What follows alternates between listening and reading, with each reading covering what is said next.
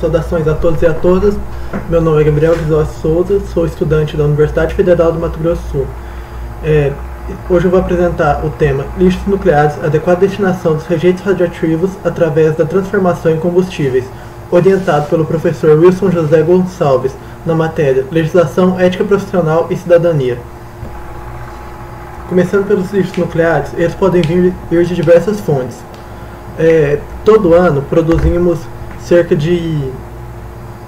Cada pessoa produz cerca de um copo desse de resíduo nuclear, caso toda a energia nuclear fosse para todos, englobasse toda a população. Comparado com o lixo normal que a pessoa produz em sua própria residência, é pouco, mas mesmo assim continua sendo muito por conta da sua destinação.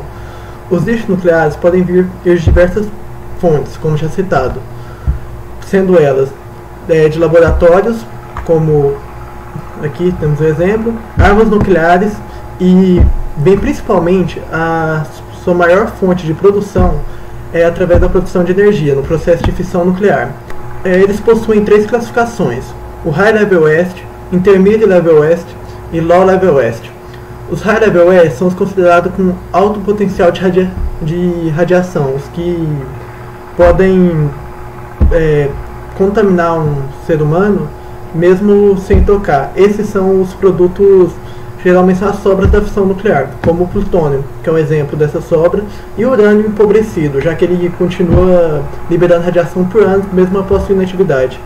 O Intermediate Level Waste, eles são já equipamentos hospitalares na média, mas pode acontecer também de outras ferramentas, também englobam outras ferramentas, roupas que as pessoas utilizaram que entraram em contato direto com os produtos radioativos. Já o Low Level Waste, esses são quando o lixo radioativo, o resíduo nuclear, ele já está no final da sua vida, já está com decaimento, entra quase no fim do seu decaimento radioativo. Esses costumam ser roupas que também entraram em contato com outras ferramentas que estavam em contato com os resíduos nucleares. A exposição da radiação aos seres humanos, a exposição dos lixos nucleares, desenvolve doenças. Entre elas temos queimadura na pele, catarata, síndrome cerebral, doença do sangue, que é leucemia, um exemplo, infertilidade e câncer. A principal delas é o câncer. É o que costuma ocorrer porque ele dura vários anos e pode ser passado de geração em geração, sem contar sequelas que as pessoas também podem sofrer. E por conta disso, nós necessitamos de uma adequada destinação, algo que não foi muito utilizado durante a história. Talvez por isso os resíduos nucleares sejam mal vistos até a nossa realidade atual. Para melhor compreendimento da necessidade da adequada destinação dos rejeitos radioativos, vamos falar das tragédias. Resolvemos citar 3 delas. Primeiro, o bombardeamento de Hiroshima e Nagasaki, acidente radioativo de Kinshichi e o acidente radiológico de Goiânia. O bombardeamento de Hiroshima e Nagasaki foi realizado pelos Estados Unidos durante o período da Segunda Guerra Mundial, em setembro de 1945. Foram utilizadas 2 bombas nucleares, uma para cada cidade. Com isso, obteve-se diversas consequências. Acredite-se que apenas segundos tenha tido cerca de 80 mil mortes. 90% da cidade foi arrasado pela bomba, sendo que 80% dos prédios ficaram com danos irreparáveis. Ao decorrer do tempo, após 4 dias, o sangue das pessoas não coagulavam mais, sendo que os glóbulos brancos tinham parado de serem produzidos. Sendo assim, também surgiram danos imutáveis na população local, principalmente nos civis, onde até hoje pessoas nascem com câncer e possuem sequelas. Atualmente, a cidade é habitável. Um dos motivos dela ser habitada é que a quantidade de rejeito radioativo que foi utilizado não foi tão grande como Chernobyl, por exemplo, que teve um impacto de até 100 vezes maior. Falando sobre o acidente de Kinshichi, ele ocorreu na União Soviética. em 1956. O plano da União Soviética era de desenvolver urânio e plutônio para produção de armas nucleares. Bom, esse era o principal objetivo. Em 1956, o sistema de refrigeração dos resíduos radioativos líquidos falhou e não houve reparo, até porque a produção, acho que no caso os técnicos não se preocuparam muito como deveria, até porque naquela época o conhecimento sobre os resíduos radioativos era bem escasso. E com isso houve um aumento na temperatura, o que levou à evaporação e explodiu os resíduos secos, que tinha como principal composto nitrato de amônio e os acetatos. Agora falando sobre uma tragédia que aconteceu no Brasil, é o acidente radiológico de Goiânia.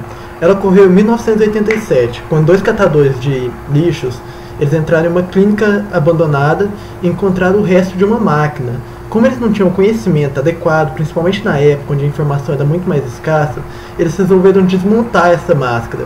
E para desmontar o que eles fizeram? Eles removeram a proteção de chumbo que tinha nessa máquina. Eles removeram utilizando uma chave de fenda. Tá, dentro dessa caixa de chumbo, onde o produto estava protegido, havia césio-137, que também é um dos restos da fissão nuclear. E o césio-137 é muito utilizado para tirar raio-x. No caso, é muito utilizado pela medicina atualmente. Atualmente e na época também. E logo após isso, os homens começaram a sofrer vômitos, mas eles não tinham nem ideia do que era. E eles venderam esse produto, porque ele era brilhoso, vendido com ferro velho. O homem do ferro velho, muito impressionado com o produto brilhante, ele começa a mostrar para as pessoas, sai mostrando, as crianças brincam, pegam aquele produto. E com isso, uma mulher meio desconfiada, porque as pessoas começaram a passar mal, ela pega o produto dentro de um ônibus, ela leva o produto dentro de um ônibus até a vigilância, onde lá na vigilância eles descobrem que é o césio-137 e o pessoal tem que isolar a área. Houve 200 mortos nesse acidente e cerca de 800 contaminados, que sabem, né? Até porque a mulher também seguiu todo um trajeto, entrou dentro do ônibus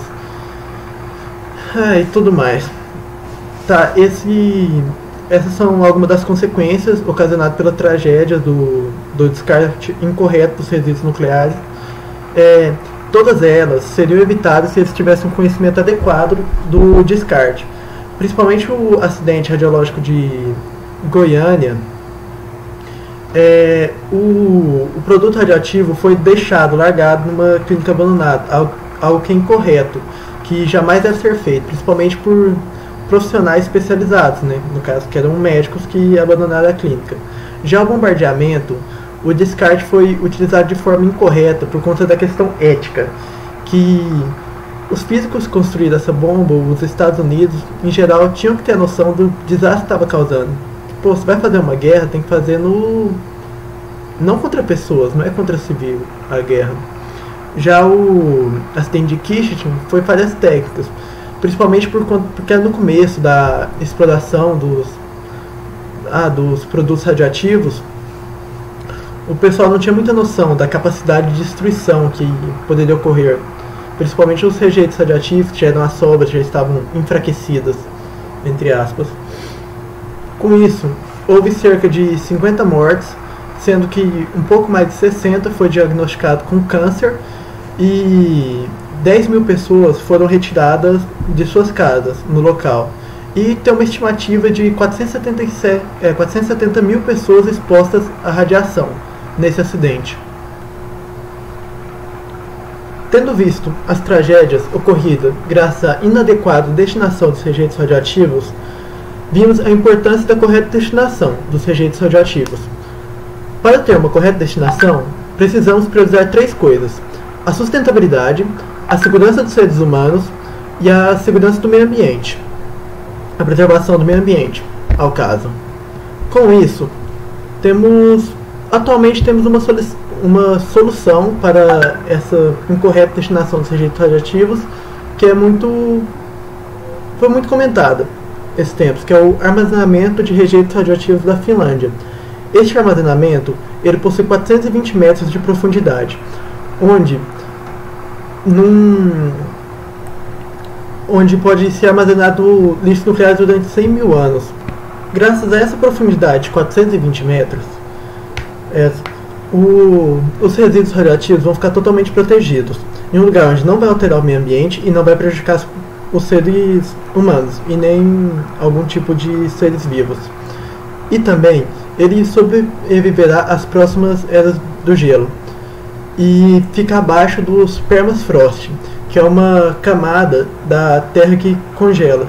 E durante as eras do gelo passado,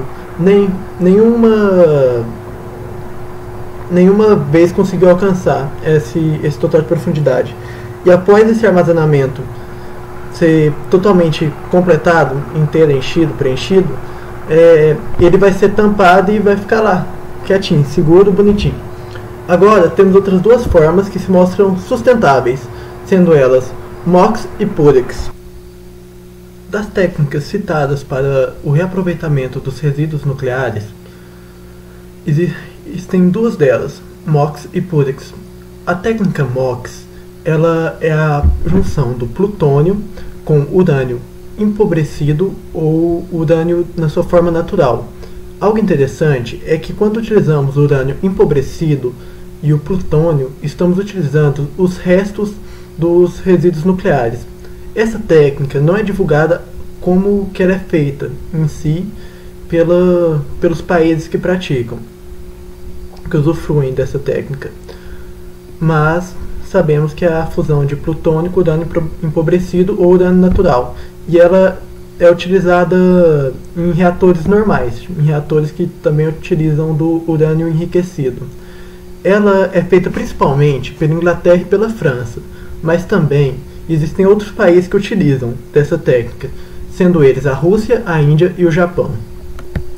Já o método PUREX é uma forma de reprocessamento dos resíduos nucleares gastos. Ele é utilizado para a produção de armas nucleares e também para reutilizar nos reatores de fissão nuclear. Ele é reprocessado de forma líquido-líquido, de permuta iônica. Com ele é reprocessado, no caso eles pegam os resíduos nucleares para recuperar esses resíduos, principalmente o plutônio e o urânio. O principal reagente para esse processo acontecer é o fosfato de tributila. E esse processo, PUREX, ele foi criado na Universidade de Chicago em 1947. Logo concluímos que existe a necessidade do reaproveitamento dos resíduos nucleares, até por conta dos diversos acidentes e tragédias que já aconteceram por conta da sua incorreta destinação. O reaproveitamento dos resíduos nucleares de forma sustentável é algo que evita a degradação do meio ambiente e aumenta a segurança da população. E a exploração da energia nuclear é algo que deve ocorrer com mais intensidade, por conta do seu baixo nível de poluição, sendo até mesmo menor do que a produção de energia eólica e solar. E ocorrendo o descarte correto dos resíduos nucleares, a poluição vai ser quase nula. Logo, na atualidade, o descarte incorreto dos resíduos nucleares é algo imperdoável no meio científico, graças ao nosso conhecimento atual.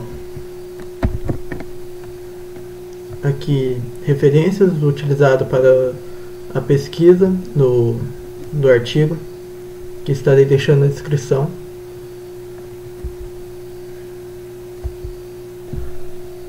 Muito obrigado pela atenção. Bom dia a todos.